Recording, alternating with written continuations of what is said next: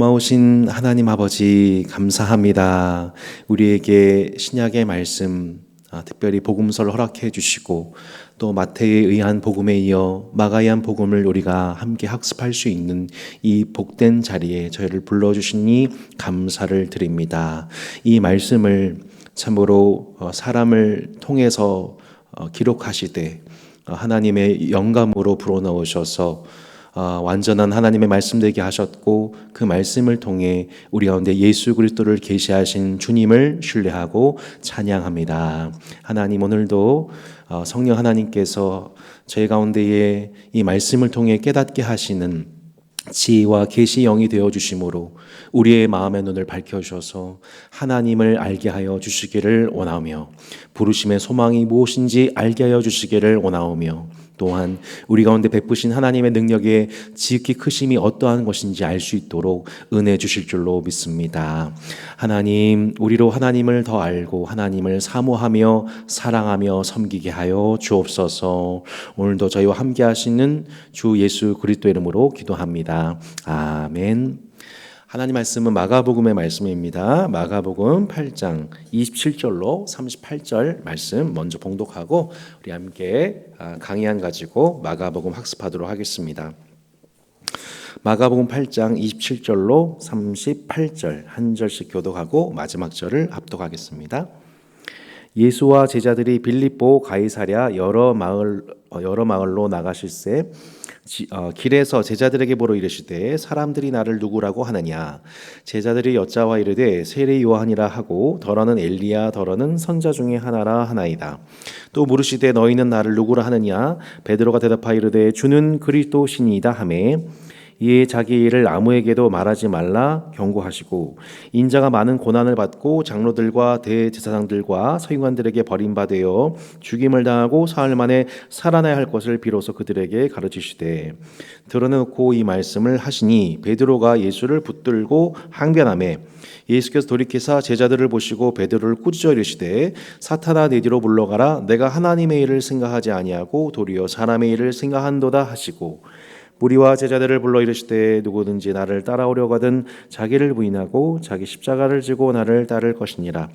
누구든지 자기 목숨을 구원하고자 하면 잃을 것이요 누구든지 나와 복음을 위하여 자기 목숨을 잃으면 구원하리라. 사람이 만일 온 천하를 얻고도 자기 목숨을 잃으면 무엇이 유익하리요? 사람이 무엇을 주고 자기 목숨과 바꾸겠느냐? 누구든지 이 음란하고 죄 많은 세대에서 나와 내 말을 부끄러워하면 인자도 아버지 영광으로 거룩한 천사들과 함께 올 때에 그 사람을 부끄러워하리라. 아멘. 저희가 복음서를 처음 공부할 때에 그 사복음서 하나의 이야기라는 그 책의 서론을 기억하시는지요? 이사야서 말씀이나 또 요한계시록, 에스겔서와 요한계시록의 말씀에 보면 하나님의 보좌에 그 하나님의 형상이 네 가지 모양으로 되어 있던 것을 여러분 기억하시나요? 첫 번째는 사람, 두 번째는 사자, 세 번째는 소, 네 번째는 뭐였죠? 독수리. 독수리. 그래서 사람의 모양, 또 사자의 모양, 소의 모양, 독수리의 모양, 이 네 가지를 보건대 이 사복음서가 그렇게 예수 그리스도가 어떤 분이신지를 그렇게 이 네 가지 형상 통해서 적용된다고 공부했던 거 기억나시죠? 기억나시면 좋겠습니다. 마태복음은 뭐의 얼굴이었죠? 사람의 얼굴이었고요. 누가복음은 소의 얼굴이었고요. 그 다음에 요한복음은 독수리의 얼굴 모양이었죠. 그렇다면 하나 답 남았네요. 오늘 마가복음에 해당되어지는 형상은 무엇입니까? 바로 사자의 모습이죠.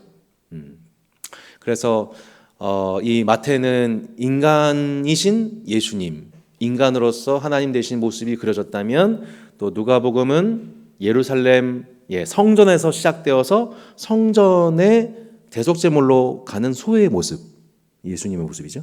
또 요한복음은 처음부터 하나님으로 등장하셔서 이 독수리와 같이 하늘에서 땅을 바라보시는 그 모습이 이 독수리의 모습이다. 그리고 오늘 이제 마가복음은 사자로서 광야에서 으르렁거리는 그 사자의 소리가 연상되는 그 모습, 사자이신 예수님의 모습을 저희가 보게 됩니다. 그래서 언젠가 제가 말씀드렸지만 마가복음을 이제 1장부터 16장까지 이렇게 있는데 이 마가복음 1장에서 서원이 어떻게 시작이 되나요? 하나님의 아들 예수 그리스도의 복음의 시작이라 이렇게 마가가 외치잖아요. 그 마가가 외친 그 복음을 가지고 세례 요한이 광야에 외치는 소리가 있어 이르되, 세례 요한이 소리를 외치죠. 이렇게 초반에 그 소리, 하나님의 아들 예수 그리스도의 복음의 시작이다. 새로운 세상이 열렸다. 너희들의 진정한 황제가 출현했다.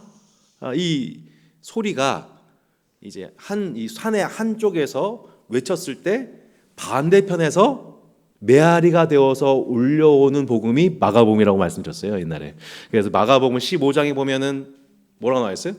로마 백부장이 이르되 이는 진실로 하나님의 아들이었도다. 이렇게, 메아리 치는 거예요, 메아리. 이쪽에서 유대인이 하나님의 아들, 예수님이 하나님의 아들이야 라고 하니까 저쪽에서 로마인이 맞아, 하나님의 아들이 맞아 라고 메아리 치는 소리의 복음, 메아리의 복음, 이거를 저희가 이제 마가복음이라고 설명을 드렸었죠. 그러니까 마가복음을 이렇게 이제 연구해 보면 알지만 너무너무 재미있습니다. 자, 우리에게 누군가가 외치고 그 소리에 대한 응답으로 이루어진 복음서 마가복음을 함께 연구합니다. 자, 이 마가복음을 연구할 때 우리가 잠깐 공부하는 것이 참 중요한데요. 이 책의 저자가 누구인지, 이 책을 왜 쓰게 되었는지, 이 책이 언제 쓰여졌는지 잠깐 살펴볼 필요는 있습니다. 아마도 이 책은 AD 60년 초반이나 혹은 그 말에 쓰여졌을 것으로 추정이 됩니다. 그 이유를 보는 이유는 뭐냐면, 그렇게 해석하는 이유는 뭐냐면 마가복음엔 또 다른 별명이 있는데 베드로 복음입니다. 마가는 예수님의 직속 제자가 아니지요. 마가는 교회의 역사를 볼 때에 여러 기록들을 살펴볼 때에 베드로의 직속 제자입니다. 그래서 베드로와 함께 베드로가 했던 여러 증언들을 토대로해서 이 복음서를 기록한 사람 마가입니다. 그런데 베드로에 관한 기록을 살펴보면 베드로가 실제적으로 이 로마 황제의 치하에 순교당했던 시기, 곧 AD 60년 중반경에 이제 사도 바울도 베드로도 그 시점에 결국 순교를 하게 되거든요. 그러니까 이 마가복음이 쓰여졌다고 하는 것은 결국 베드로의 가장 강력한 영향력, 베드로가 예수님에 관해서 간증했던 것을 토대로 하여서 마가가 구성한 책이 바로 마가복음인데, 그렇다면 아마도 베드로가 살아생전에 혹은 그 직후에 그 기억 자체가 소멸되지 않도록, 왜곡되지 않도록 했을 가능성에 추론해본 결과 아마도 마가복음은 60년대 초반 베드로가 함께 마가와 있었을 때에 혹은 그 직후에 쓰여졌을 것으로 보는 것이 가장 합리적으로 여겨진다는 것이죠. 자, 마가는 예수님의 직속 제자는 아닙니다. 하지만 마태, 마가, 누가, 요한 중에 마태와 요한은 직속 제자, 누가와 마가는 제자의 제자로서 예수님에 관한 살아생전의 기록들을 이제 기록해 놓은 저자이지요. 자, 마가하면 또 이렇게 성경에서 찾아볼 수 있는 마가가 누군지를 알 수 있는 구절은 일단은 여러 구절들이 있지만 사도행전 12장 12절에 보면 사도행전 12장 12절 한번 보실래요? 보시면 그 이름이 이렇게 등장이 되어 있지요.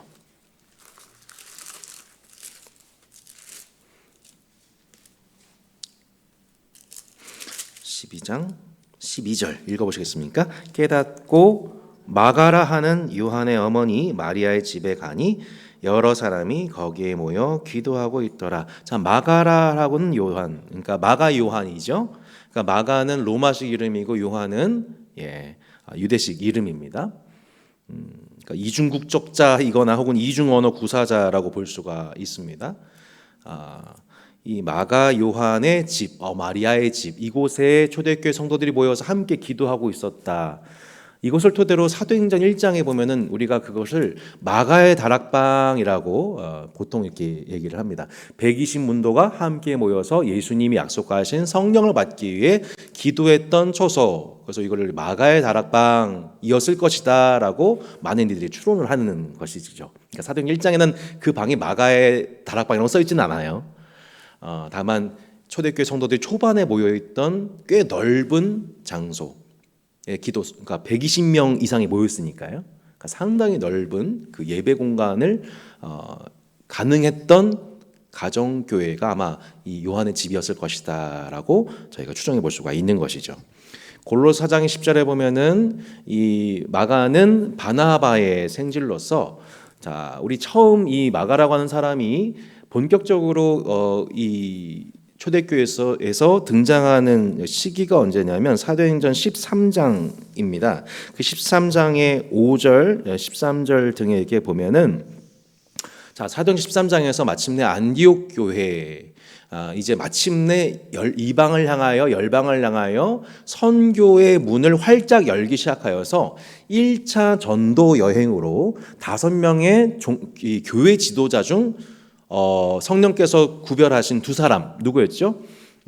사울과 바나바와 사울을 1차 전도 여행, 곧 선교사로 파송하게 되는 장면이 나오게 되는데, 이때 선교 수행원으로 처음 발탁된 사람이 바나바의 생질 마가였습니다. 근데 그 사도행전 13장에 보면 마가라고 하는 요한이 함께 이 일에 동행하다가 어느 순간 이탈하게 됩니다. 선교 도중에 이탈하게 되죠. 이탈한 이유에 대해서는 정확하게 나와 있지 않지만 성경학자들은 대략 몇 가지를 추정합니다. 이 마가 요한이 아직은 좀 연소한 목회자 후보생이어서 심적인 연약함이 있었을 것이다. 또 혹은 향수병이 도졌을 것이다. 혹은 이 1차 전도 여행의 여정이 환경이 너무 열악한 나머지 중간에 낙심이 되어서 나 이제 그만하고 싶어요. 저 못할 것 같아요. 저 선교는 아닌가 봐요. 이러면서 이제 아마 도망 나왔을 것이다. 여하튼 간에 그 도망 나온 그 일로 말미암아 한마디로 사울에게 찍히게 되죠. 사울이 당시 오늘 불같은 성격이었기 때문에 원칙적으로 나중에 이제 전도여행을 다시 출발하려고 할 때에 바나바는 함께 포용하려고 했고, 그때 우리와 함께 동역했던 자로서 포기했던 사람을 어떻게 데려가냐 해서 바울은 거절하죠. 그렇게 해서 바울과 바나바가 싸우게 되고 결국 갈라지게 되는 일이 생기게 되죠. 놀랍죠? 교회 안에 이런 일이 생길 수 있다는 것이. 하나님 그 또한 이제 합력하여 선을 이루시는 것을 저희가 보게 되는데, 자, 그렇게 이 연소함, 부족함을 드러냈던 목회자 후보생, 선교사 후보생이 사실 바로 마가 요한이었습니다. 교회 사가에 따르면 마가복음 15장에 예수님이 이제 고난 당하시는 그 과정 속에서 이 제자들이 예수님을 부인하는 과정이 있지 않습니까? 근데 그 마가복음 15장에 보면은 혼 이불을 두르고 예수님을 따라 나섰다가 그 청년을 그 예수님을 따라 나선 그 사람을 잡으려 한 공회의 활동으로 말미암아 혼 이불을 벗어두고 맨몸으로 도망간 사람, 그 마가복음 15장에 나오는 스토리가 있는데, 그 15장의 이야기가 바로 그 한 청년이 바로 마가였을 것이다 라고 해석을 합니다. 한번 보실래요? 마가복음 14장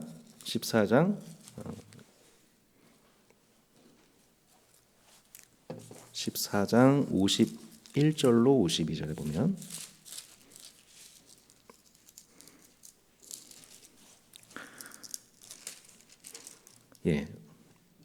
자, 50절부터 보세요.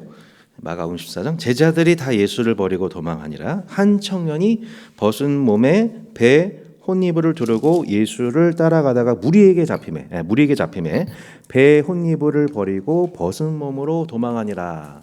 이 한 청년이 익명으로 기록되어 있지만 많은 교회사가들이 이 청년이 마가였을 것으로, 그러니까 마가복음의 저자인 마가가 스스로의 얘기를 sab입한 것이다라고 이제 해석을 합니다. 뭐 그럴 수도 있고 그렇지 않을 수도 있겠습니다만, 그러니까 이런 종합적인 것으로 볼 때에 청년 마가 또 선교사 후보생 마가는 어떤 사람입니까? 그는 제자도에 실패한 사람입니다. 제자로서의 삶에서 이탈한 사람입니다. 헌신하기로 했으나 정도를 걸어가지 못하고 중도 하차했던 실패의 경험이 있는 제자가 바로 마가입니다. 그런데 이 마가가 나중에 사도 바울이 그를 용납하지 못했던 사도 바울이 나중에 골로새서의 말씀에 보면은 그가 이르든 교회에서 그를 영접해 줘라 라는 표현이든지 마가는 나에게 유익한 사람이다. 유익한 사람이다. 그 이제 사도 바울의 말년에 가면 갈수록 많은 동역자들이 사도 바울을 떠나지 않습니까? 근데 사도 바울의 끝까지 머물러 있는 몇 안 되는 그 동역자들 그룹이 남아 있게 되는데 그때 사도 바울이 나에게 유익한 사람이다라고 하면서 존중하는 그 동역자가 누구냐면 바로 마가이죠. 제 말씀을 안 믿는 것 같아서 말씀을 믿어야겠습니다. 디모데후서 4장 11절에 이렇게 나옵니다. 디모데후서 4장 11절.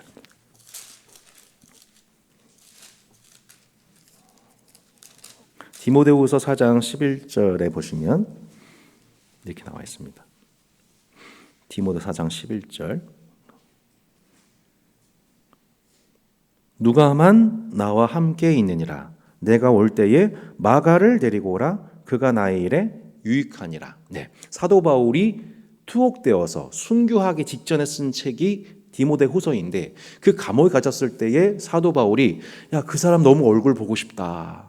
그 사람 좀 데리고 와줘 라고 바울이 끝까지 그리워했던 동역자 바로 마가였습니다. 한때는 사도 바울이 용납할 수 없었던 그 기준에 모자랐던 사람이었지만 사도 바울도 훗날에는 그 동역자를 용납하고 또한 그 동역자도 이제는 성장하여서 사도 바울의 아주 충실한 유익한 사역자로 서서 이제는 이 사도 바울의 채찍근은 아니었지만 사도 베드로라고 하는 바나바라고 하는 따뜻한 목회자와 또 사도 베드로라고 하는 예수님의 직속 제자를 통해 비록 내 계열은 아니었지만 내 라인은 아니지만 라인한 표현 죄송합니다만 마가는 바울에게는 눈에서 벗어났지만 이 바나바의 목회와 베드로의 증언을 통해서 이제는 마가 복음을 기록하여서 교회에 공익을 끼친 그런 아주 유익한 동역자로 장성하게 성장한 사람이 바로 마가였다는 것이죠. 자, 이름부터 여러분 마가 요한입니다. 로마식 이름과 유대식 이름을 함께 품고 있죠. 그래서 하나님의 부르심이 진짜 위대하구나라고 다시 한번 이 무릎을 감탄하게 되는 부분이 이겁니다. 왜냐하면 마가복음의 여러분 수신자가 누굽니까? 로마인입니다. 로마인. 저번주 말씀드렸죠. 마태복음은 주 대상이 누굽니까? 유대인. 유대인들로 하여금 너희들 유대주의에서 벗어나서 모든 족속을 제자 삼는 일에 나가야 돼. 그게 왕이신 예수님이 너희한테 명령하신 거야. 이게 마태복음이란 말이죠. 근데 마가복음은 누구에게 쓰여진 편지냐면 로마인입니다. 당시 주류 문화를 형성하고 있던 로마인, 당시 세계를 제패하고 있어서 그들에게 있어서 복음은 무엇이었습니까? 로마 황제입니다. 로마 황제가 그들에게 복음이에요. 우리는 카이사를 섬기기 때문에 그 황제의 군사력과 정치력과 그 존재됨이 마치 신적 권사와도 같아서 우리는 하나님의 신의 아들이 카이사라는 것을 믿는다. 그리고 그의 통치가 온 세계에 미칠 것이다 라고 믿는 세계관 속에 주류 문화에 형성되고 있는 그 로마인들 대상으로 뭘 쓴 거예요? 마가복음을 쓴 거죠. 베드로는 그 로마 황제에 대항해서 복음을 전하다가 십자가에 거꾸로 매달려 순교를 당하였고 그의 제자 마가는 마가복음을 통해 당시 주류 사회인 로마 세계를 향하여서 아니야, 하나님의 아들 예수 그리스도의 복음이 마침내 우리에게 시작이 되었어. 진정한 통치가, 진정한 새로운 세계가 예수님에 의해서 열리게 되었어. 라고 세상 권세는 망하고 하나님의 나라가 시작되었어. 라고 정말 순교적인 편지를 쓴 거죠. 보시면 최초의 복음서 마가복음이라고 나와 있습니다. 복음이라는 말 자체를 최초로 차용한 복음서가 마가복음입니다. 이 또한 문화적이죠. 왜냐하면 당시의 복음, 좋은 소식은 뭐예요? 로마 황제가 너희를 다스리기 시작했다라고 하는 로마 군병들의 전원 자체가 복음이었던 거예요. 가스펠. 근데 마가가 이 복음이라는 단어를 누구에게 적용한 거예요? 예수님에게. 하나님 나라가 너희에게 진짜 복음이야. 기쁜 소식이야. 로마 황제가 너희를 다스린다는 소식이 더 이상 너에게 기쁨이 될 수 없고 하나님의 아들 예수 그리스도가 그분이 우리의 복음이야라고 하는 이 로마식 언어를 차용해서 쓴 단어인 거예요. 복음이라는 단어가. 그래야 그 당시 사람들에게 이게 이해가 되는 거잖아요. 보시면 하나님의 아들 예수 그리스도의 복음의 시작이라. 마가복음 1장 1절이에요. 하나님의 아들 예수 그리스도의 복음의 시작이라. 자, 예수님에 대해서 두 가지 고백하고 있습니다. 첫 번째는 예수님은 하나님의 아들이다. 두 번째는 예수님은 그리스도다. 자, 그리스도다. 이건 그리스도는 누구의 용어예요? 유대인들의 용어예요. 메시아, 기름 부음 받은 자. 이거는 유대인들이 다 알아들어요. 아, 예수님이 그리스도란 뜻이구나. 구약에서 예언된 그리스도란 뜻이구나. 그래서 베드로가 뭐라고 고백했어요? 주는 그리스도십니다 라고 고백하는 거죠. 근데 그것은 유대인식 명칭이에요. 예수님을 높이는. 하나가 또 뭐예요? 하나님의 아들이십니다. 하나님의 아들이십니다. 하나님의 아들입니다라는 고백은 누구한테 쓰이는 극존칭입니까? 로마 황제죠. 그래서 마가복음 1장 1절의 서원이 하나님의 아들 예수 그리스도의 복음의 시작이라는 얘기예요. 무슨 뜻이냐? 예수님은 로마인들에게도 황제이시고 유대인들에게도 그리스도이신. 한마디로 로마 세계나 유대 세계를 통합해서 다스리시는 유일한 하나님이시다. 이게 뭐예요? 마가복음 1장 1절인 거예요. 그냥 쓴 단어가 아닌 거죠. 그러니까 이 독자가 누구라고요? 로마인. 유대인과 로마인을 통합하여서 다스리신 진짜 황제가 예수 그리스도야. 그러니까 마가복음 1장 1절이 그렇게 중요한 거죠. 이 편지를 받는 우리는, 한국 사람들은 이게 무슨 얘기인가 싶은데 이 얘기는 어떤 메시지인 거예요? 한마디로 당시 시대로 보면은 이거는 어마어마한 충격적인 선언인 거죠. 누굴 향하여서요? 로마인들 향하여서. 상당히 반역적인 표현인 거죠.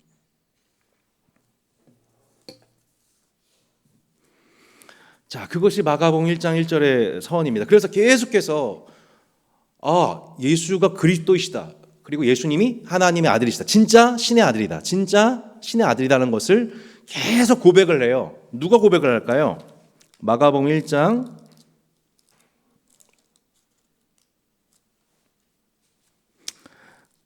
1장 보십시오. 1장 24절에 보시면 자 24절 보십시오. 나사렛 예수여 우리가 당신과 무슨 상관이 나이까? 우리를 멸하러 왔나이까? 나는 당신이 누구인 줄 아노니 하나님의 거룩한 자니이다. 놀랍게도 더러운 귀신들도 예수님이 하나님의 거룩하신 분이라는 것을 고백합니다. 3장 11절 보실까요? 더러운 귀신들도 어느 때든지 예수를 보면 그 앞에 엎드려 부르짖으되 당신은 뭐라고 했어요? 하나님의 아들이네. 더러운 귀신들도, 물론 하나님께 영광 돌린 것은 아니지만 예수님의 정체가 하나님의 아들이라는 것을 악한 권세도 인정을 합니다. 5장 7절 큰 소리로 부르짖으되 지극히 높으신 하나님의 아들 예수여. 누가 고백합니까? 군대 귀신 들린 영혼이 고백합니다. 악령들도 하나님의 아들로서 영광 돌리진 않지만 그 존재를 인정하고 굴복하는 것을 저희가 보게 되죠. 9장 7절 마침 구름이 와서 그들을 덮으며 구름 속에서 소리가 나되 이는 내 사랑한 아들이니 너희는 그의 말을 들으라. 예. 누가 말씀하세요? 하나님 아버지께서 뭐라고 하세요? 하나님 내 아들이야. 14장 61절로 62절 62절 보세요. 예수께서 이르시되 내가 그니라 인자가 권능자의 우편에 앉은 것과 하늘 구름을 타고 오는 것을 너희가 보리라. 61절 후반절 내가 찬송받을 이의 아들 그리스도냐 했었을 때 내가 바로 그다 라고 스스로 증언을 하시죠. 자, 맨 마지막 15장 39절 같이 한번 읽어보겠습니다. 예수를 향하여 섰던 백부장이 그렇게 숨지심을 보고 이르되 이 사람은 진실로 하나님의 아들이었도다. 아멘. 누가 고백한다고요? 로마인이 로마 백부장이 고백하죠. 결국 어떻게 했다는 거예요? 세상의 모든 권세들이, 모든 피조세계, 자연, 심지어 악한 영들, 그리고 누구보다 성부 하나님이 또한 인자이신 예수님 본인이, 그리고 맨 마지막이 누구예요? 이 모든 과정을 통해서 당시 주류 문화에 해당되는 로마인이 예수가 하나님의 아들이 맞네 라고 인정하게 되는, 당시 주류사를 향해서 첫 번째 복음을 외쳤던 이 사자의 부르짖과도 같은 복음서, 바로 마가복음인 거죠. 그래서 마가복음을 우리가 읽을 때 우리의 잠자던 사자와 같은 야성이 깨어나게 되는 거예요. 여러분, 이런 은혜가 있기를 바랍니다. 네, 우리도 이 땅을 향해서 주류 문화를 형성하고 이 땅을 향해서 우리도 예수가 그리스도시고 하나님의 아들 되심을 그들의 언어로 그들이 알아듣게 우리가 사용하여서 그들로 예수가 하나님의 아들이심을 고백하게 하는 그 일에 이 시대의 교회가 쓰임 받기를 원합니다. 우리의 모든 재능들, 은사, 부르심, 출생, 그죠? 이 모든 것을 하나님이 마가 요한이라고 하는 그 실패했던 목회자 후보생, 선교사 후보생, 중간에 이탈되고 예수님을 부인하고 도망갔고, 그죠? 선배 목회자한테 한번 찍혔었고 눈밖에 났던, 이탈했던 그 실패와 연약함이 있었던 이 마가라는 사람을 통해서 당시 이 주류 문화를 향하여서 이 멋진 이 복음서를 통해 예수 그리스도를 증거한 이 역작을 통해서 하나님의 위대하심을 발견할 수 있으면 좋겠습니다. 우리 이 페이지 이렇게 보시면 이 책은 마태복음과는 달리 마가복음은 되게 단순합니다. 영웅전의 형식이에요. 영웅전의 형식. 마태복음은 저자인 마태가 제가 저번 주에 좀 살짝 이렇게 말씀드렸죠. 편집광적이라고 말씀드렸죠. 그러니까 예수가 모세다. 이걸 얘기하려고 그냥 그거 입증하려고 막 예수에 관한 많은 자료들을 다 꼼꼼하게 편집광적 빠떼임 없이 써가지고 봐라 이렇게 해서 유대인들을 설복했던 책이 마태복음이라면 마가복음은 되게 단순해요. 영웅전이에요. 그냥 무슨 뜻이냐면 이거 막 이순신 장군, 홍길동 전처럼 그냥 연정연승, 백전백승, 임전무태 별거 다 나오네요. 네. 그냥 영웅이 등장하셔서 다 초토화시키셨다 이거예요 한마디로.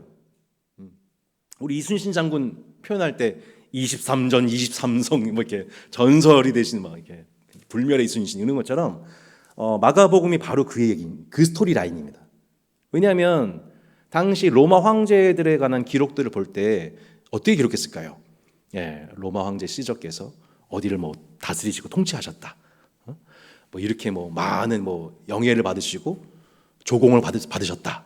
이런 식으로 계속 로마 황제의 영웅전이 기록되는 방식과 매우 비슷한 방식으로. 왜요? 이 편지가 누구한테 쓰여졌기 때문에 로마인들에게. 그 방식을 차용을 통해서 진짜 그렇네. 예수가 하나님의 아들이시구나. 이분이 진짜 황제구나라는 것을 설득하는 방식인 거예요. 그래서 마가복음 1장 1절 보세요. 딱 볼 때 마태복음과 누가복음에는 뭐부터 등장해서 예수님의 뭐 족보 이야기, 예수님의 출생 이야기, 마리와 요셉 얘기 나오는데 마가복음은 그거 별로 관심 없어요. 딱 뭐부터 선언해요? 황제가 태어나셨다. 황제가 승리하셨다. 가는 곳곳마다 연전연승하셨다. 모든 권세가 무릎을 꿇었다.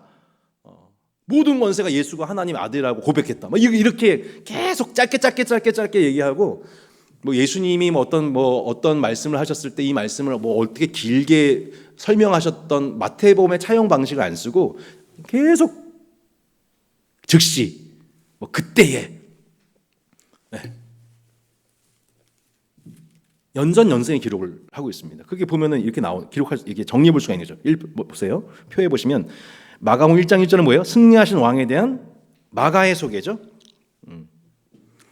2절로 8절은 승리하신 왕에 대한 세례 요한의 소개죠. 세례 요한의 소개. 그리고 마가복음 1장 9절로 11절에 보면 누구의 소개가 나옵니까? 네. 하늘로부터 소리가 나기를 이는 내 사랑한 아들이요 내가 너를 기뻐하노라. 하나님의 소개가 나오시죠. 12절로 13절 자 보세요. 12절 13절 보면 성령이 곧 예수를 광야로 몰아내신지라 광야에서 40일을 계시면서 사탄에게 시험을 받으시며 들짐승과 함께 계시니 천사들이 수종되니라. 자 이것도 보세요. 마태복음과 누가복음은 길게 어떻게 유혹 받으셨는지 세 가지 내용 다 나오잖아요. 근데 마가는 뭐예요? 그냥 시험 받으셨는데 그냥 바로 이겨졌어. 이런 거예요. 그냥 껌이야. 이거. 그러니까 이스라엘 백성들 40년 동안 못 해냈던 것들 또 아담이 못 해냈고 예수한테는 껌이야. 이거. 이런 방식인 거예요. 도대체 어떤 분이길래. 마가복음 1장 14절 15절 승리하신 왕의 복음 선언입니다. 복음 선언. 뭐라고 복음 선언하십니까? 때가 찼고 하나님의 나라가 가까이 왔으니 회개하고 복음을 믿으라. 이렇게 복음 선언하시죠. 자, 21절 39절에는 악령에 대한 승리가 나오고요. 2장 13절로 3장 22절에 보면은 이 예수님의 활동을 보자마자 이제 해코지 하는 사람들, 이제 트집 잡는 사람들이 등장하기 시작합니다. 네. 자신들의 종교 권력에 이제 위협을 받기 시작한 바리새인과 서기관들이 와서 트집 잡기 시작하죠. 그러니까 현실 권력에 대해서 승리하십니다. 예수님이 질문하시는데 이들이 대답을 못해요. 하나님 말씀을 해석하실 때 이들이 아무 답변을 못하게 되는 거죠. 그러니까 기존의 자신의 가르침들이 얼마나 위선적인지가 드러나게 되는 거죠. 그리고 제자들에게도 그 승리의 권능을 부여하시는 왕에 관한 얘기가 기록되어 있고 4장에는 자연세계에 대한 승리가 나옵니다. 네, 바다 풍랑을 꾸짖으시니 그 즉시로 잠잠해지는 것을 보게 되죠. 마지막으로 마가복음 5장에 보면 군대 귀신에 대한 승리를 보게 됩니다. 그 군대 귀신은 엄밀히 말하면 첫 번째는 뭘 연상시키냐면 애굽의 모든 군대들을 연상시키는 것입니다. 그 모든 것들을 다 수장시키잖아요. 2,000마리 돼지떼 들어가서 수장된단 말이에요. 그러니까 애굽에 있던 그 모든 군대들을 수장시키시듯이 지금 세계를 지배하고 있는 로마의 군사력, 그 모든 세상 권세를 일순간에 잠잠케 하시는 분을 연상시키는 겁니다. 자, 그게 이제 영웅전의 방식을 통해서 예수가 너의 진짜 히어로야, 예수가 진짜 너의 황제야라는 것을 아주 매력적으로 다가오게 되는 거죠. 로마인들에게 있어서는. 와, 로마 황제보다 더 멋있다, 쩐다, 이렇게. 쩐다, 죄송합니다. 이것도 이 시대의 문화적 표현이죠. 네. 폼 미쳤다. 죄송합니다. 예수 폼 미쳤다. 이렇게 되는 거예요. 막 이렇게 인스타에 이렇게 헐 대박 이렇게 하면서 이제 죄송합니다. 더 공부를 해야 돼요. 이 문화를. 네. 자, 그 마가복음의 그 최절정이 뭐냐면 제가 도표로 참고로 드린 예수님의 황제 즉위식에 관한 내용입니다. 이게 기가 막힌 내용이에요. 자, 그러니까 지금 마가복음 1장부터 16장까지 무슨 기록이다? 영웅전이다. 영웅전.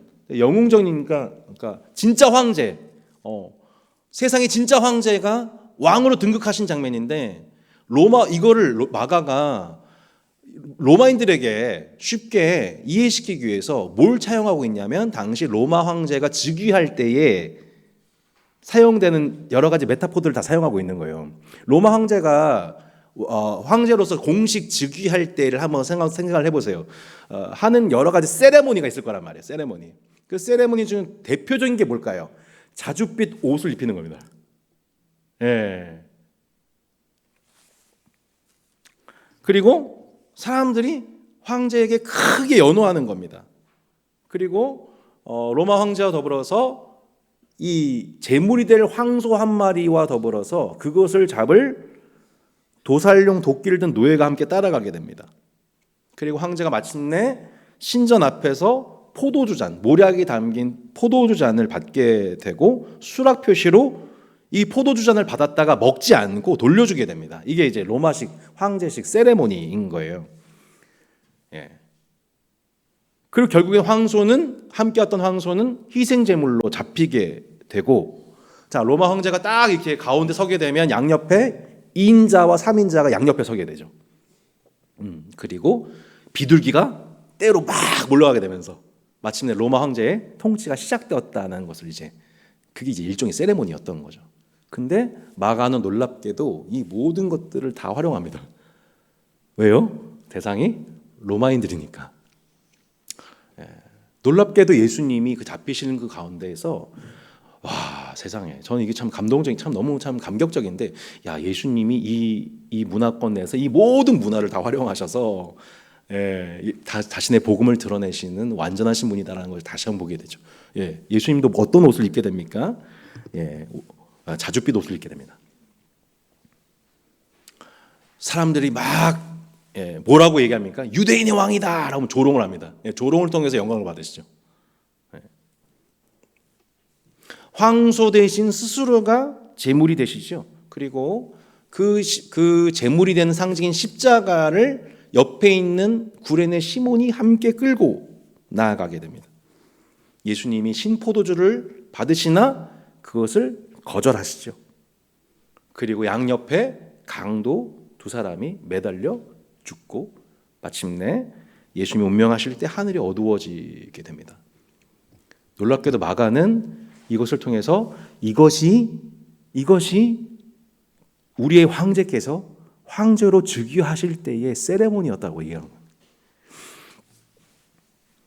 마태복음과 누가복음에서 보여지는 십자가 처형의 방식과 사뭇 다르게 초점이 뭐에 맞춰져 있냐면 이분이야말로 진짜 황제로 추대되시는 분이시다. 너희들의 진짜 황제시다.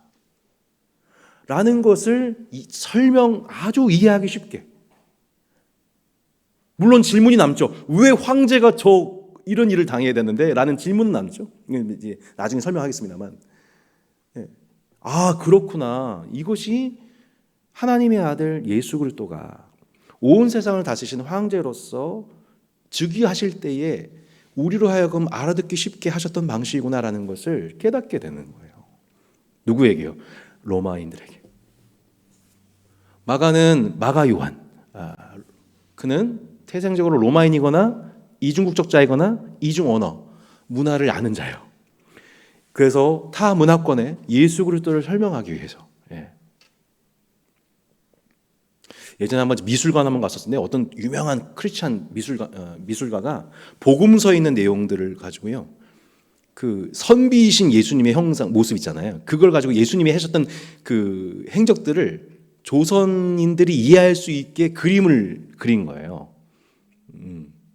그러니까 막 갓을 쓰신 예수님이 막 이렇게 회당에 모이는 사람들한테 막 복음을 전하고 있고 기적을 행하고 있고 그림을 다 그려놓은 거죠. 근데 그걸 보는 순간에 조선인들은 알기 쉽게 거부감 없이 그 복음을 이제 이해하고 받아들이게 되는 거죠. 동일한 문화의 접점 속에서. 마치 그런 것처럼 이 마가복음이라고 하는 것은 그렇게 철저하게 로마의 주류 문화를 이해하고 있던 이가 그들로 하여금 진짜 황제가 예수님이심을 드러내게 하는 아주 탁월한 방식으로, 유기적인 방식으로 복음서를 써내려갔다고 볼 수가 있는 것이죠. 이것이 우리가 복음서를 다양성을 이해하고 공부하게 되는 매우 흥미롭고 또 은혜로운 지점이라고 볼 수가 있는 겁니다. 자, 그렇게 시간이 벌써 이렇게 됐군요. 마가복음은 총 5번은 넘어가겠습니다. 마가복음은 총 4막으로 기록되어 있습니다. 이건 이제 제가 그냥 마가복음이라서 막이라고 했어요. 막 이렇게. 1막은 영웅전이니까 1막은 뭐냐면 새로운 황제가 이 땅에서 지상 통치를 시작하시는 거예요. 마가복음 1장은 뭐라고요, 여러분? 1장부터 뭐라고요? 8장은 예수님의 지상 통치예요. 맨 마지막에 마가복음 16장 맨 끝을 한번 보시면 16장 19절에 이렇게 나와 있죠. 주 예수께서 말씀을 마치신 후에 하늘로 올려지사 하나님 우편에 앉으시니라. 제자들이 두루 나가 두루 전파할세 주께서 함께 역사하사 그 따르는 표적으로 말씀을 확신히 증언하시니라. 자, 예수님이 하나님 보좌 우편에 앉았다. 이게 무슨 뜻이에요? 예수님이 뭐 하시기 시작하셨다는 뜻이냐면 천상 통치를 시작했다는 뜻이에요. 예. 이해되시죠? 예. 그러니까 떠나신 게 아니라 하늘에서 다스리기 시작했다는 뜻이에요. 누가요? 황제가. 그리고 마가복음 1장부터는 뭘 얘기한 거냐면은 그 통치가 어디서 시작됐다? 지상에서 시작됐다는 뜻입니다. 지상에서 황제께서 다스리기 시작하시니까 어떤 일이 일어났다? 네, 그가 있던 모든 악한 영들, 심지어 현실, 권력들, 군대 귀신들, 이들이 다 예수가 하나님의 아들이라고 인정하고 잠잠해졌다, 무력하게 됐다. 그분의 통치가 임하게 되더니 그 악령들의 지배를 받고 있던 영혼들이 자유케 되었다. 귀신이 떠나가게 되었다. 모든 병이 고침을 받았다. 이게 이제 1장부터 8장에 나오는 반복적인 서술인 거죠. 시간 관계상 저희는 이제 1막은 간단하게 요약을 하자면 그렇게 예수님께서 세 번째 페이지인데요. 예수님께서 갈릴리 호수 주변을 다니시면서 하나님 나라를 선포하고 유대인과 이방인 모두를 초청해서 하나님 나라 백성 삼으시는 이야기라고 볼 수가 있겠습니다. 네.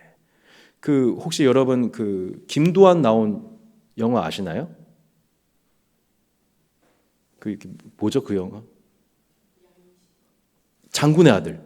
야인시대. 역시 문화적인 어떤 차이가. 예. 고맙습니다. 야인시대. 많이 좋아하셨군요. 네. 장군의 아들. 네. 조금 그죠? 네. 저 장군의 아들 무진장 좋아했거든요. 그 장군의 아들 네, 그 보면은 김도한이가 종로에 딱 오자마자 뭐 해요? 네? 그냥 종로의 모든 권세를 휘어잡잖아요. 그 장면 진짜 통쾌하잖아요. 막 가는 곳곳마다 막 이렇게 뭐 좀 적절한 비유인지 모르겠지만 예수님이 그렇게 그 바닥을 다 가시면서 다 그냥 평정하시는 거예요. 쉽게 얘기해서. 네. 제 비유이니까 이해해 주십시오. 제 수준의 이해입니다만 거기를 다 제압하는 거예요. 그냥 얼마나 통쾌한지. 예.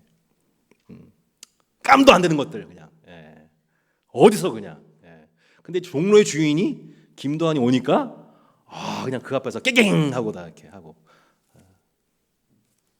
수금하고 막 이렇게 불의를 행했던 자리 막 다 돌이키고 김도한의 권세 앞에 마치 그렇게 되는 것처럼 1장부터 8장의 내용은 예수님이 그렇게 진짜 황제로서 깜도 안 되는 것들 그냥 다 잠잠케 하고 다 제압하시는 장면들이 1장부터 8장의 내용인 거죠. 얼마나 화끈해요. 근데 이렇게 해가지고 이제 모든 세상이 그 앞에 제압되는 방식으로 할 줄 알았죠. 이제 우리 세상이 오겠구나. 예수님께 줄 섰던 제자들이 난리가 난 거죠.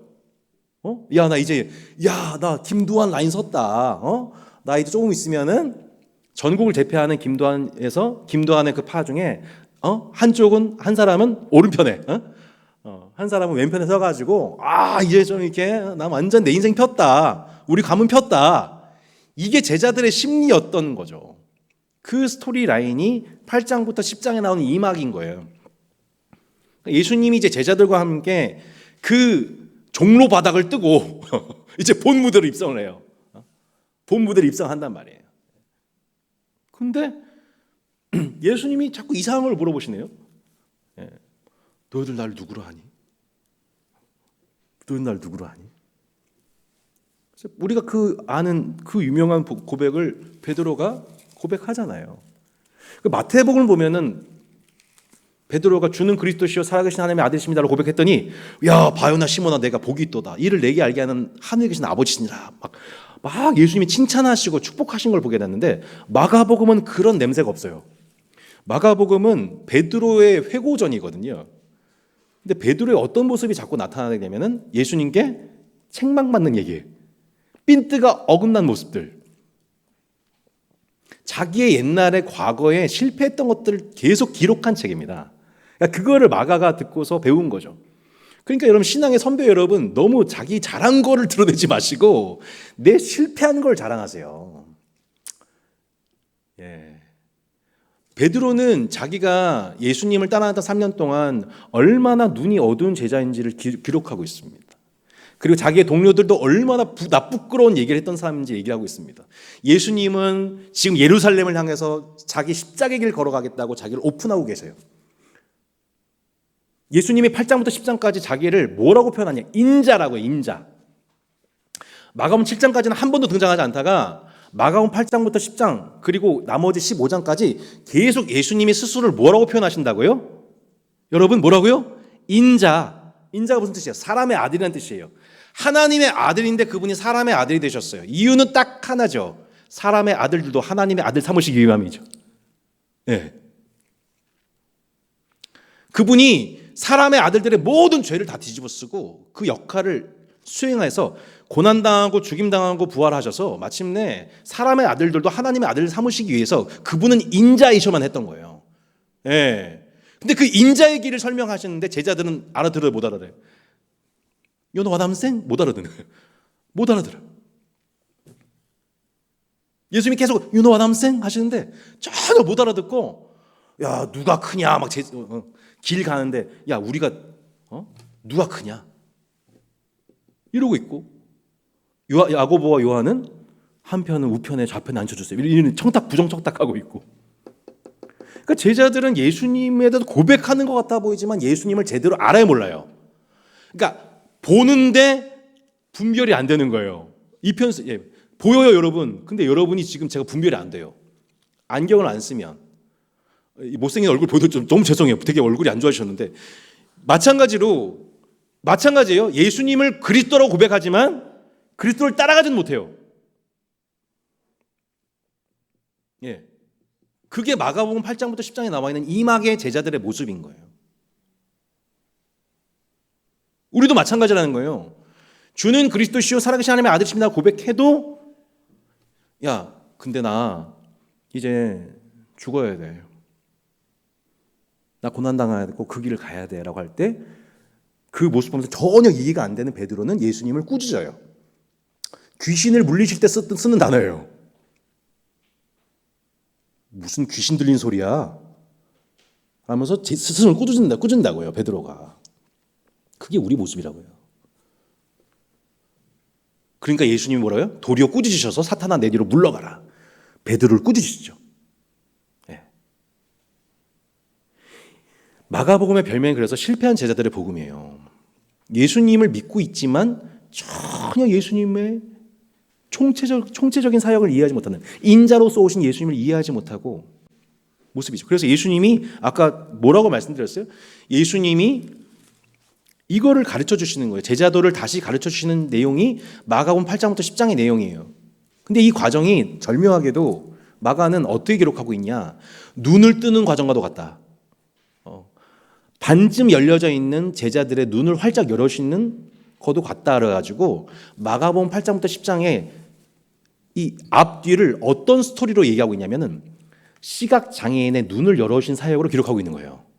마가복음 8장 22절에 보시면 벳세다의 이름의 사람들이 맹인 한 사람을 데리고 예수께 나와 손대시개를 구하거늘 예수께서 맹인의 손을 붙잡으시고 마을 밖으로 데리고 나가서 눈에 침을 뱉으심에 그에게 안수하시니 무엇이 보이냐 물으시니 쳐다보며 이르되 사람들이 보이나이다. 나무 같은 것들이 걸어가는 것을 보나이다 하거늘 이에 그 눈에 다시 안수하시매, 그가 주목하여 보더니 나가서 모든 것을 밝히 보는지라.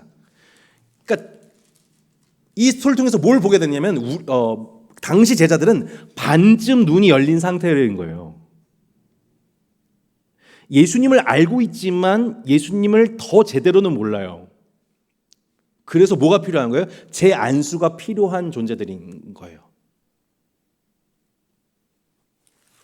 결과적으로 마가복음 10장 맨 마지막에서 10장 48절에서 이 스토리가 끝나게 되는데, 그들이 여리고에 이르렀더니 예수께서 제자들과 허다한 무리와 함께 여리고에서 나가실 때 다메오의 아들인 맹인 거지 바디메오가 길가에 앉았더니, 또 누가 눈을 뜨게 돼요? 바디메오가 눈을 떴다네. 네. 그러니까 지금 마가복음 8장부터 10장에 있는 이 마가복음이 얘기하려는 게 무슨 뜻이에요? 제자들은 지금 영적인 눈이 어두운 반쯤 개안된 상태 속에 있어서 다시 안수하셔서 나머지 모든 것을 알게 하시는 예수님의 안수가 필요한 자들이다. 그 전까지는 우리 어떻게 한다? 실패한다. 누구처럼요? 마가처럼, 베드로처럼. 우리 삶에 계속 제자로서의 계속 실패 경험들은 뭘 얘기하고 있는 거냐면은, 주님, 다윗의 자손 예수님, 저를 불쌍히 여겨주십시오. 전 죄인입니다. 제 눈을 열어주십시오. 라고 하는 제자로서, 신자로서의 구원뿐만 아니라 제자로서의 구원을 받아야 된다는 것을 말씀하고 있는 거예요. 이거를 말씀하는 게 마가복음 8장부터 10장의 매우 중요한 마가 얘기입니다. 여러분도 이 눈뜸이 없으면, 제자로서의 눈뜸이 없으면 예수를 로마 황제처럼 믿는다니까요. 그러니까 뭔 일이 부족하면 나를 위해서 대신 싸워져가지고 나한테 이득을 안기는 존재. 로마 황제죠. 그래서 많은 경우는 그렇게 기도하는 거예요. 당신은 로마 황제반도 못하네요. 내가 기도하는데 응답도 잘 안 해주시고 능력이 없으시군요. 하지만 당신 그리스도세요. 뭐 이게 무슨 말이죠 이게? 이게 무슨 말이에요? 신앙 고백을 하는데 로마 황제만큼도 신뢰하지 않고 따르지 않고 순종하지 않는 거예요. 로마 백성들이 로마 황제를 그렇게 섬겼나요? 아니요. 지고지순하게 섬겼어요. 그 신전 앞에 가가지고 당신이 나의 황제입니다. 당신의 말로 나의 삶을 해결하신 분이십니다. 종교로 믿었다고요. 신의 아들로 믿었다고요. 근데 예수님을 그런 식으로 믿는 형태의 믿음에서 그거는 어떤 상태다? 이게 이런 상태라는 거예요. 이런 상태. 보이긴 보이는데 예수님을 제대로 보지 못하는, 렌즈 없이 보고 있는 상태라는 거예요. 근데 렌즈를 보고 보면요, 분명해져요. 예수님이 어떤 분인지가 분명해지게 되고, 그리고 예수님을 따라가는 데서 내가 내 삶에 어떤 새로운 회개가 필요한지가 분명해져요. 마가복음 8장부터 10장에서 예수님이 그걸 말씀하신 거예요. 제자들은 당시에는 이 말씀을 못 알아듣고 나중에 예수님 부활하신 후에 이 말씀을 깨달아요. 하나님 나라가 뭔지 몰랐으니까. 근데 예수님은 자꾸 하나님 나라 얘기하시는데 나는 자꾸 여전히 세상 나라 방식으로 살아가요. 죽어서 천국 가려고 하지 이 땅에서 하나님 나라 방식으로 살려고 하진 않단 말이에요. You know what I'm saying이세요, 여러분? 내가 천국 백성이라고 하면서 죽어서 가는 천당만 생각하지, 죽어서 천당 갈 생각만 하지 이 땅에서 하나님 나라가 시작됐다는 것을 받아들이지 않아요. 근데 예수님 뭐라고 하냐면 하나님 나라 시작됐어. 때가 찼고 하나님 나라가 가까이 왔으니 회개하고 복음을 믿어. 나의 통치가 시작됐어. 내 통치의 방식을 받아들여. 그게 마가복음 8장부터 10장이에요. 그래서 마가복음 8장부터 뭘 가르치신 거예요? 첫 번째, 너희 날 따라오려면은 마가복음 8장 보세요. 8장 34절에 보면 무리와 제자들을 불러 이르시되 누구든지 나를 따라오려거든 자기를 부인하고 자기 십자가를 지고 나를 따를 것이니라. 예수님을 나의 삶에 따라오게 만드시는 게 아니라 내가 예수님이 가신 그 길에 자기를 부인하고 자기 십자가를 지고 주님을 따라가는 거예요. 이게 신앙이죠. 우리는 십자가를 믿을 뿐만 아니라 십자가를 지고 사는 사람들입니다. 십자가에 내가 못 박힌 사람이고 그 십자가에서 예수님이 나와 함께 사신 자들입니다. 근데 십자가가 그냥 죽어서 천당 가는 개념을 믿고 있다면 여러분 하나 반쪽만 믿고 계신 거예요, 지금. 내 십자가를 지고 주님을 따라가는 것이 뭐예요? 비로소 내 눈이 열려지는 거예요. 근데 제자들의 눈을 열기를 원하셨다는 거예요. 제자들이 깨닫지 못했지만 말씀을 전하셨던 거죠. 나중에 후에야, 예수의 부활 후에야 이 말씀의 의미가 무엇인지 알고 그들이 진짜 하나님 나라를 살기 시작한 거죠. 이 도를 전파하기 시작한 거죠. 더 이상 부인하지 않고 도망가지 않고 죽어도 복음을 전하게 된 거죠. 그게 제자도였던 거예요. 그러니까 세상과 다른 가르침을 예수님이 계속 8장부터 10장까지 말씀하셨는데 조금만 더 보겠습니다. 보시면 마가복음 10장 42절로 45절에 예수께서 불러다가 이르시되 이방인의 집권자들이 그들을 임의로 주관하고, 자, 이방인의 집권자가 누구겠습니까? 로마 황제죠. 임의로 주관하고 그 고관들이 그들에게 권세를 부리는 줄을 너희가 알거니와 너희 중에는 그렇지 않을지니 너희 중에 누구든지 크고자 하는 자는 너희를 섬긴 자가 되고 너희 중에 누구든지 으뜸이 되고자 하는 자는 모든 사람의 종이 되어야 하리라. 인자가 온 것은 섬김을 받으려 함이 아니라 도리어 섬기려 하고 자기 목숨을 많은 사람의 대속물로 주려 함이니라. 아멘. 마가복음의 핵심 구절이죠. 제자들은 이 말씀 이해해요, 못해요? 못해요. 왜냐하면 그들은 여전히 세상 나라 이방인 집권자들이 하는 방식의 패러다임 속에 갇혀 있었기 때문에 예수님이 예루살렘 집권하신다, 로마로부터 우리를 구원하신다, 그럼 우리는 그 앞에 우편과 좌편을 안 찍게 된다라는 환상 속에서 신앙생활을 했던 겁니다. 예수님이 뭐라고 말씀하세요? 인자가 온 것은 섬김을 받으려 함이 아니라 섬기려 왔다. 하나님 나라에서 큰 자는 섬김 받는 자가 아니라 섬기는 자다 라고 하는 제자도와 하나님 나라의 삶의 방식을 구체적으로 말씀하셨어요. 그래서 제자들은 이 말씀을 당시에는 깨닫지 못하지만 예수 부활 후에는 이 제자도를 적용하여 자기 십자가를 지고 주님을 따라가게 되고 섬김 받기 위해 살지 않고 섬기는 자가 됩니다. 많은 사람의 대속물로 살아가게 됩니다. 순교자가 됩니다. 이것이 이막의 스토리로서 예수님은 그렇게 눈이 어두워진 제자들의 눈을 열어주는 스승으로서 지금도 주님의 진실한 제자들을 부르시고 그들을 양육하시며 다시 안수하셔서 그들이 단순히 예수를 그리스도라고 고백할 뿐만 아니라 실제 예수님과 함께 자기 십자가를 지고 주님을 따라하는 삶을 살도록 우리의 눈을 열어주고 계신 것이죠. 그게 지금 주님이 우리와 함께 하신 방식이에요. 주님 우리 함께 하세요. 내가 원하는 방식으로 함께 하신 게 아니라 주님이 주도하신 그 방식에 의해서 우리 삶이 그렇게 인도받고 있다고요. 그 눈을 열어주기 위해서. 그게 이막의 내용이죠. 시간 다음 주 마가복음 안 됩니다. 오늘 해야 돼요. 3막에 보시면. 자, 그렇게 마가복음 8장부터 10장에 보면 계속 예수님은 자신을 뭐라고 소개하세요? 인자이다. 나는 인자이다. 나는 하나님의 아들이지만 사람의 아들로 이 땅에 온 자이다. 사람의 아들들을 하나님의 아들 삼으시기 위해서. 예수님은 그 일을 위해서 황제로서 어떤 일을 하셨냐면 종교 개혁을 하십니다. 3막에서 무슨 일을 하시냐면은 그 하나님 나라를 맡고 있던 원흉, 그게 뭐냐면 옛 성전 체제였습니다. 놀랍게도 예수 그리스도 메시아를 예언하고 그분을 예표하기 위해서 구약에 주셨던 도구였던 성전, 제사장, 또한 함께 관해서 그 성전을 섬기기 위해서 부름받았던 여러 자들, 그 이후에 생겨난 서기관들도 여러 분파들이 있었죠. 헤롯파, 또 사두개인파. 이들이 다 뭘 하고 있었냐면은 참으로 하나님을 섬기는 것이 아니라 오히려 성전의 역기능된 성전. 교회가 반교회가 될 수가 있거든요. 교회 역사상 많은 반교회가 탄생했습니다. 그리스도적 교회들이 탄생했습니다.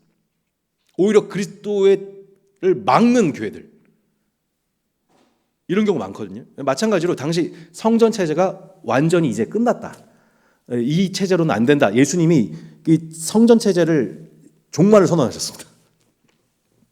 엄청 파격적인 얘기죠. 그러니까 예수님은 십자가에서 죽을 수밖에 없어요. 예루살렘 종교 체제가 예루살렘을 먹여 살리고 있었었고 종교인들을 먹여 살리고 있었는데 이 성전 망한다 라고 하시면서 3일에 걸쳐서 첫 번째 날에는 슬쩍 들어가셔서 성전 쭉 모든 걸 필터링 하세요. 뭐 하고 있나? 두 번째 날 뭐 하세요? 들어가셔가지고 성전 청결하시죠. 매매하는 자들 상 다 둘러보시고, 내 집은 기도하는 집인데 너희들 강도의 굴렬로 만들었구나. 종교 사업하고 있구나. 이런 얘기 하시니까 다음 날, 셋째 날에 막 종교인들이 난리가 난 거죠. 예수님과 한판 붙죠.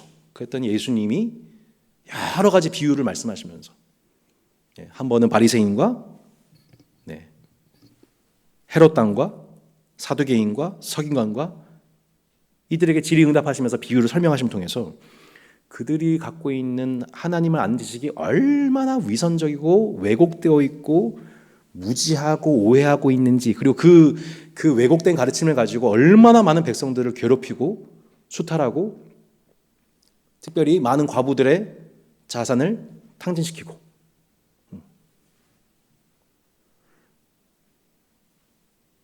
기존의 성전 체제가 하나님의 영광을 드러내기는커녕 오히려 예루살렘을 마귀의 구렁텅이로, 지옥의 도시로 기여하고 있다는 것을 보시고 예수님은 그 성전 무너질 거다.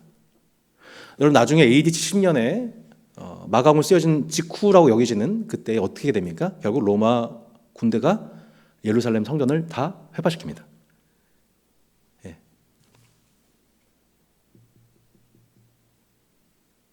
로마 군대 통해서 결국 다 회파됩니다. 그 이후로 예루살렘 성전은 회복되지 않고 결국 앞으로도 그럴 겁니다. 근데 그게 뭘 위한 과정이었던 거예요? 진짜 성전인 하나님과 화해한 백성들, 신약 교회가 그것을 대체하는 참된 성전으로 예수님이 일으키신 겁니다. 그게 지난주 에베소서 내용이었던 거예요, 여러분. 기존 성전은 폐하시고 참 성전, 하나님이 거하시는 집, 누구예요? 예수님과 신약 교회 백성들, 우리가 하나님의 집, 하나님의 성전인 거예요. 이게 출현한 거예요. 더 이상 여러분 예배당을 성전이라고 일컫지 마십시오. 우리가 하나님의 성전입니다. 예수님이 그렇게 기존 성전은 폐하실 것에 대해서 분명히 말씀하셨고, 폐하신 이유를 분명히 설명하셨고, 그 일을 이루셨어요. 그리고 새로운 성전, 자신의 몸과 또한 그분의 백성들을, 신약교회를 일으키심을 통해 내가 뭐가 되는 거예요? 기도하는 집이 된 거예요. 하나님이 거하시는 성전이 된 거예요. 놀랍지 않습니까, 여러분? 그래서 내가 기도하면 하나님이 응답하시는 거예요. 내가 하나님의 성전이거든요. 그리고 내 안에 거하시는 하나님을 사람들이 보게 되고 더 보고 싶어지게 되는 거예요. 그게 하나님의 성전이에요. 그 성전이 지금도 완성되어져 가고 있지요. 한국교회 위축되고 있는 게 아니라 주님의 성전이 완성되어져 가고 있지요. 그래서 산막이 예수님이 하신 일, 하나님의 아들 예수 그리스도께서 하신, 진짜 황제께서 하신 일이 뭐예요? 종교 개혁이었던 거예요. 마치 요시야 왕이, 히스기야 왕이 완전하지 않지만 그 산당을 폐하고 하나님 경외하는 신앙을 회복시켰던 것처럼 부분적으로 예수님이 완전히 그 타락한 종교 질서를 무너뜨리시고 이제 주님의 새로운 성전을 일으키시는, 참 하나님 경외하는 백성들을 보존하시고 확장하시는 주님의 성전을 그분의 몸을 통해 일으키신 사건이 이제 산막과 사막으로 연결이 되는 겁니다. 그래서 사막에서 하나님의 아들 예수 그리스도께서, 이 세상을 통치하신 진정한 황제께서 무슨 일을 이루세요? 십자가에서, 아까 말씀드렸죠? 그분이 힘없는 어린 양의 모습으로 돌아가신 게 아니에요. 누구로요? 사자의 모습으로, 황제의 모습으로. 그러니까 어린 양은 음매하면서 도살장에 끌려가는 메타포라면, 이사야가 얘기했던 모습은 그런 거라면, 마가복음은 그런 모습이 아니에요. 이런 거예요. 내가 죽으러 왔다. 내가 다 이뤘다. 어서 죽여라. 이런 거죠. 각색하자면. 사자예요, 사자. 앙! 하면서 그냥 숨이 끊어지는데 그냥 스스로 버리는 거예요, 그냥. 살리려고. 어쩔 수 없이 끌려가는 게 아니라 적극적으로, 능동적으로 자기를 부인하고 자기 십자가 지고 주의 길을 가신 거죠. 백성을 살리신 거죠. 그게 마가복음이 얘기하는 예수님의 십자가예요. 얼마나 십자가를 이해할 때 다양한 모습이 있나요? 우린 십자가 생각하면 우리가 끌려가는 모습만 생각한단 말이에요. 도살장에 끌려간다. 근데 그것만 얘기하고 있지 않아요. 기독교는 자기 십자가를 지고 자기를 부인하고 주님을 따라갑니다. 이 영광스러운 부름이 너무 감사합니다. 여러분, 자기를 부인하지 않고 자기 십자가를 지고 사는 삶이 힘들어 보이시죠? 거꾸로입니다. 네, 자기 십자가 안 지고요, 자기 부인하지 않고 살면요, 세상 따라간다는 얘기인 거예요. 더 힘들어지는 거예요. 수고하고 무거운 짐 다 짊어지고 산다는 얘기예요. 주님과 반대되는 방향으로 산다는 얘기예요. 주님과 동행하고 주님이 열어주는 방향으로 삶을 살지 않는다는 얘기예요. 얼마나 무거운 일인데요, 그게. 주님은 저쪽으로 가려고 하시는데 내가 반대편에서 노저온다고 생각해 보세요. 너무 무거운 삶인 거예요, 그거는. 여러분, 주님과 함께 같은 방향으로 주님이 노저 가실 때 뒤에서 함께 거둘 수 있는 삶, 거두는 삶, 그게 훨씬 가볍고 쉬운 멍에의 삶인 것이죠. 아무도 안 섬기는 그 자리, 에이, 아무도 안 하네 뭐가 아니라, 와, 찬스다. 내가 주님 섬길 찬스다. 야, 내가 하면 되겠네. 아무도 안 하는 게 있어요. 내가 하면 되겠다. 주님 받아주세요. 하나님 나라를 사는 거예요. 누구를 기쁘게 하는 거예요. 사람을 만족시키고 사람한테 인기 얻으려고, 사람한테 칭찬받으려고 아니라, 예수님. 예수님 만족시키고, 예수님 말씀하신 그 하나님 나라가 무엇인지를 살아가는 방식 통해 제자로 성장하는 거죠. 정리합니다. 제자들은요, 근데 예수님의 그 길을 끝까지 따라가지 못해요. 제자들은요, 예수님이 그 길을 가시기 위해서 겟세마네 동산에서 피땀 흘려 기도하시는데, 제자들은 뭐예요? 자요. 피곤해서 자고 있어요. 한시라도 깨어 있을 수 없더냐? 시험에 들지 않게 깨어 기도하라. 누구한테 말씀하시나요? 베드로한테 말씀하세요. 그러니까 마가복음 보면은 계속 그 타겟이 누구로? 베드로로. 베드로 복음이니까. 베드로는 자기가 제자로서 얼마나 실패한 제자인지를 마가한테 계속 설명했어요. 난 실패했다. 나 넘어졌다. 기도 안 했다. 졸았다. 부인했다. 도망갔다. 계속 후배한테 알려주는 거예요. 근데 그 예수님이 날 여기까지 인도하셨어. 이게 마가복음이에요. 왜 그럴까요? 당시 네로 황제의 핍박 속에서 많은 그리스도인들이 넘어지고 쓰러지고 자빠지고 기도하지 못하고 맞서지 못하고 도망가고, 우리도 돌아가자. 그냥 옛날 유대교로 돌아가자. 회유와 협박에 들어오는 가운데에서 우리 신앙의 변절과 실패를 경험하고 있던 많은 그리스도인들이 마가복음을 읽는 그 순간, 우리 믿음의 선배 베드로가 이렇게 걸어갔구나, 야고보와 요한이 이렇게 허탕쳤구나, 마가가 그렇게 벌거벗은 채로 도망갔던 그 마가가 우리에게 다시 힘내자고 얘기하고 있구나. 이거 보면서 당시 많은 그리스도인들이 얼마나 많은 도전과 위안을 얻었겠습니까? 마가복음을 이해한다는 것은 우리가 바로 그 실패한 제자들이며, 실패해도 괜찮다는 것, 넘어져도 괜찮다는 것, 내 옆에 있는 동역자와 형제가 실패하고 넘어져도 괜찮다고 말할 수 있는 것, 나도 너와 똑같았다고, 난 너보다 더했다고, 근데 나를 이 자리까지 인도하셨다고. 그게 복음이죠.